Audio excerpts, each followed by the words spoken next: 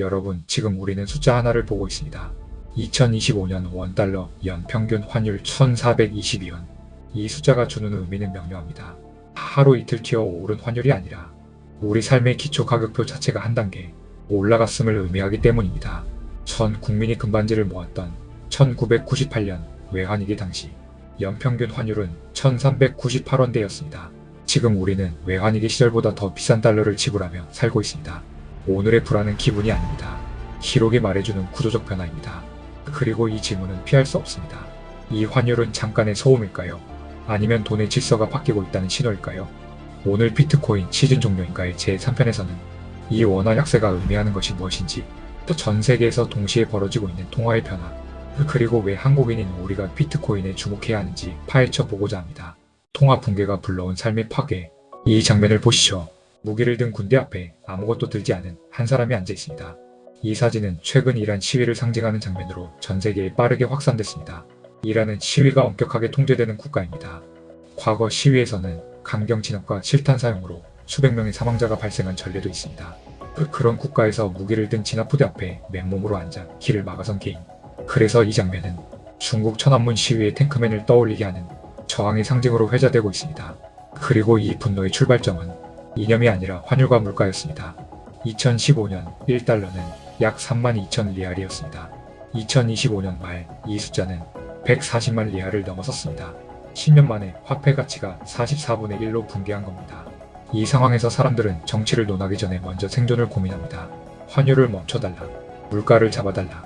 정부가 외환 거래와 송금을 통제하자 사람들은 다른 출구를 찾기 시작했고, 그 과정에서 달러 스테이블 코인이 대안으로 자리 잡기 시작했습니다. 이란 중앙은행은 2025년 개인의 스테이블 코인 구매와 보유를 제한하는 공식 규제를 도입했습니다. 연간 구매 한도 5,000달러, 총 보유 한도 1만 달러. 이는 사람들이 이미 스테이블 코인을 자산 방어의 수단으로 활용하고 있었음을 정부가 제도적으로 인정한 결과입니다. 체이널리시스는 2025년 보고서에서 이란의 현지 서비스로 유입된 디지털 자산 거래량이 2024년에는 50억 달러를 넘어섰고 2025년 중반에는 이미 2024년 동기간 대비 11.8% 증가했다고 밝혔습니다. 이란의 사례는 말해줍니다. 로컬 통화에 대한 신뢰가 무너지면 사람들은 국적보다 가치가 유지되는 돈을 선택한다는 것. 달러 패권의 새로운 방식 지니어스 액트. 미국은 전 세계 로컬 통화들이 무너지는 이 틈을 정확히 파고들고 있습니다. 2025년 통과된 지니어스 액트 법안은 달러 패권의 디지털 수출 전략입니다. 이 법의 핵심은 달러가 이동하는 경로를 은행에서 블록체인으로 옮기는 것을 합법화한 것이라고 볼 수 있습니다. 과거 달러는 은행과 스위프트라는 중앙화된 관문을 통해서만 움직였습니다. 그러나 이제는 다릅니다. 스테이블 코인을 통해 달러는 전 세계 개인의 스마트폰으로 직접 침투합니다. 내수 경제가 취약할수록 사람들은 자국 통화 대신 미국의 디지털 달러를 선택하게 됩니다. 달러 패권은 형태를 바꿔 더 깊숙이 확장되고 있습니다. 달러라는 피난처의 모순. 하지만 여기서 기묘한 장면이 연출됩니다. 전 세계는 달러를 찾고 있는데 정작 달러를 찍어내는 미국 내부에서는 다른 방향의 움직임이 나타나고 있습니다. 앞서 2편에서 설명했듯이 미국 정부의 연간 순이자 비용은 약 1조 달러 안팎. 미국이 지불해야 하는 연간 이자 금액은 천조국 미국의 국방비 예산을 넘어서고 있습니다. 미국인들은 보고 있습니다. 자신들의 통화 역시 무한한 부채 위에 세워져 있다는 사실을요. 그래서 미국 내부에서는 달러 질서, 이 하나만을 전제로 한 자산 전략에서 조심스럽게 벗어나는 움직임들이 나타납니다. 텍사스주는 미국 최초로 비트코인을 공식 재정 자산에 편입하고 전략 비트코인 준비금을 통해 1,000만 달러 규모의 비트코인을 매입하였습니다. 위스콘신주와 미시간주의 연기금과 하버드대, 브라운대 등 주요 대학 기금은 비트코인 현물 ETF의 투자 사실을 공식화했습니다. 스트레티지, 테슬라 등 미국의 전통 기업들도 비트코인을 자사의 재무제표로 포함시키며 디지털 자산 재무 기업을 표방하고 있습니다. 즉, 미국 내부에서조차 달러만 들고 가는 것이 유일한 정답이 아니라는 판단이 각계 곳곳에서 나타나는 겁니다.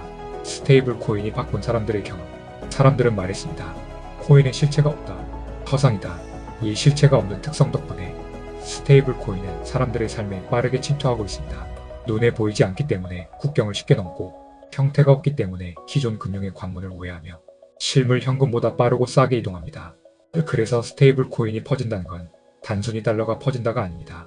사람들이 블록체인이라는 시스템 자체에 익숙해진다는 의미입니다. 그리고 이 익숙함은 자연스럽게 질문을 바꿉니다. 편리하긴 한데 이 돈도 결국 누군가가 계속 찍고 통제하는 자산 아닌가? 진짜 위기 상황에서도 이 돈은 그대로 유지될 수 있을까?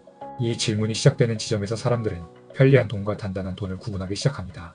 비교의 끝에서 비트코인이 보이는 이후 사람들이 단단한 돈을 찾기 시작하면 역사는 늘 금으로 향했습니다. 로마 시대 데나리우스 은하가 타락하며 동전액은 함량이 현저히 떨어졌을 때, 독일의 바이마르 공화국 시대 마르크화가 휴지가 되었을 때 사람들은 정부가 마음대로 늘릴 수 없는 금을 선택했습니다. 하지만 인공지능과 디지털 시대에서는 금의 한계가 분명해집니다. 옮기기 어렵고 나누기 어렵고 검증과 결제의 속도가 느립니다. 반면 비트코인은 금이 하던 역할을 디지털 환경에서 수행합니다. 발행량은 구조적으로 제한되어 있고 공간적 제약을 받지 않아 국경을 뛰어넘는 이동성을 지니고, 스테이블 코인과 달리 어느 국가나 기관도 거래를 막거나 동결할 수 없는 검열 저항성을 갖습니다. 블록체인이 실생활 금융의 인프라로 들어올수록 금이 했던 역할을 디지털 환경에서 가장 잘 수행하는 자산은 비트코인이 됩니다. 스테이블 코인은 블록체인의 대중화를 입구에서 밀어주고, 비트코인은 그 입구로 들어온 사람들에게 가치 저장의 기준으로 자연스럽게 떠오릅니다. 우리는 왜 비트코인에 주목해야 하는가? 여기서 이 질문이 남습니다. 좋아, 세계가 어떻게 흘러가는지는 알겠어. 그런데 왜 우리가 이것에 관심을 가져야 하지? 이 질문에 대한 답은 개인의 판단 문제가 아니라 한국 경제가 놓여있는 구조에서 자연스럽게 드러납니다. 첫째, 자산 구조입니다. 대한민국의 가계자산 중 부동산 등 비금융 자산 비중은 약 65% 수준으로 주요 선진국 가운데 가장 높습니다. 즉, 한국인의 자산은 국내 부동산과 원화 기반 자산에 강하게 묶여있는 구조입니다. 이런 구조에서는 환율이 흔들릴 때 내 자산의 실질 가치 역시 함께 흔들릴 수밖에 없습니다. 둘째, 통화 공급 환경입니다. 한국은행에 따르면 2025년 9월 기준 우리나라의 M2 통화 공급 증가율은 8.5%, 같은 시기 미국은 4.5%로 한국의 화폐 증가율은 미국의 2배 가까운 것으로 제시됩니다. 한국은행은 통계 측정 기준의 차이로 높아 보이는 측면이 있다고 설명합니다. 하지만 우리가 놓치지 말아야 할 핵심은 이것입니다. 실제로 원화의 총량은 계속 늘어나는 방향에 있고, 그 환경 속에서 원화의 가치는 지속적으로 떨어지고 있다는 점입니다. 셋째, 재정 기조입니다. 정부는 2026년도 예산안을 총 지출 약 728조 원, 전년 대비 8.1% 증가한 규모로 발표했습니다. 정부가 지출을 늘리려면 재원을 마련해야 하고, 그 과정에서 국채 발행과 유동성 부담은 자연스럽게 커질 수밖에 없습니다. 즉, 경제 전체가 더 많은 유동성과 더 큰 재정 부담을 함께 떠안는 방향으로 움직이게 됩니다. 이 구조에서 원화 약세는 단순한 변동이 아니라 시간이 지날수록 누적되는 출구 없는 리스크가 됩니다. 그래서 한국인에게 비트코인은 단순한 투기 자산이 아닙니다.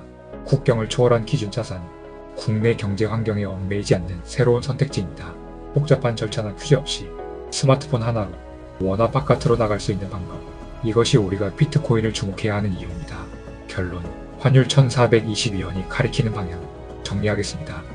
1422원이라는 연평균 환율은 단순한 숫자가 아닙니다. 이것은 전세계 통화 질서가 바뀌는 흐름의 일환으로 보아야 합니다. 로컬 통화가 흔들릴 때 사람들은 먼저 달러를 찾습니다. 그 과정에서 스테이블 코인이 확산되고, 달러는 블록체인을 타고 개인의 스마트폰으로 침투합니다. 하지만 그 흐름은 거기서 멈추지 않습니다. 스테이블 코인은 사람들에게 디지털 돈이 실제로 작동한다는 경험을 먼저 학습시킵니다. 그리고 그 다음 질문은 이어집니다. 이 돈도 결국 누군가가 무한히 찍어낼 수 있고 누군가가 통제하는 자산 아닌가?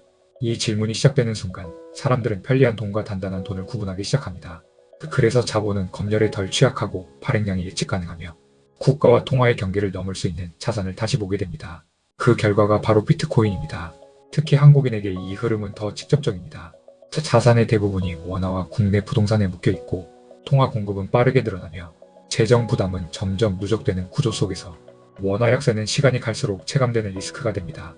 그래서 비트코인은 투기의 대상이 아니라 처음으로 개인이 직접 선택할 수 있는 국경을 초월한 기준 자산이 됩니다. 외국의 계좌나 복잡한 절차도 없이 스마트폰 하나로 원화 바깥의 선택지를 가질 수 있는 수단.